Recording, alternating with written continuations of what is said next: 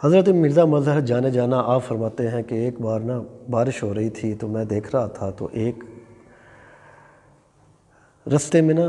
ایک بابا جی اللہ اللہ کرتے، اللہ کے بزرگ اللہ اللہ کرتے کہتے نا گزر رہے تھے، جا رہے تھے، پانی اکٹھا ہو گیا تھا سڑک پر اور وہ بارش کے پانی کے اندر ہی نا گزری جا رہے ہیں اور اللہ اللہ پکار رہے تھے۔ رستے میں نا ایک مکان آیا، مکان میں نا سیڑھیاں تھی، سیڑھیوں پر ایک طوائفہ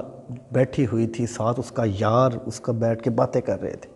بارش کا مزہ لے رہے تھے۔ وہ کہیں اللہ کے بزرگ وہ بابا جی کے نا پاؤں سے چھینٹیں اڑی وہ پانی کی، وہ کیچڑ کی، اور وہ اس طوائفہ کے کپڑے کے اوپر گر گئی، اس کے کپڑے گندے ہوئے۔ طوائفہ بولی کتنا گندا یہ شخص ہے جس نے میرے کپڑے گندے کر دیے ہیں۔ وہ طوائفہ کا جو ساتھ یار بیٹھا ہوا تھا اس کو غصہ آیا، وہ آیا تو ساتھ اپنا محبت دکھانے کے لیے، اپنے یار سے محبت جتانے کے لیے اس نے کیا کیا، بابا کو 2 تھپڑ لگا دی اور کہا تیری اتنی مجال کہ تو نے میرے محبوبہ کے کپڑے گندے کر دیے۔ بابا نے کہا یار میں نے تو کچھ نہیں کہا، اس کو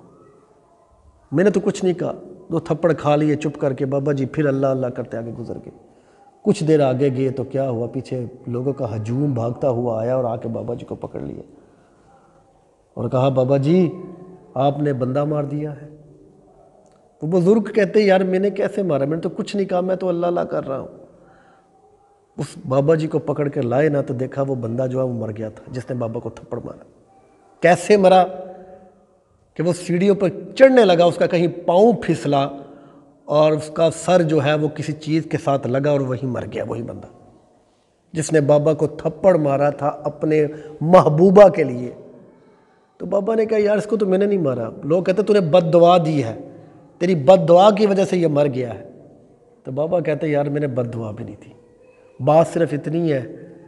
کہ مجھ سے کوئی غلطی شاید ہوئی اور اس نے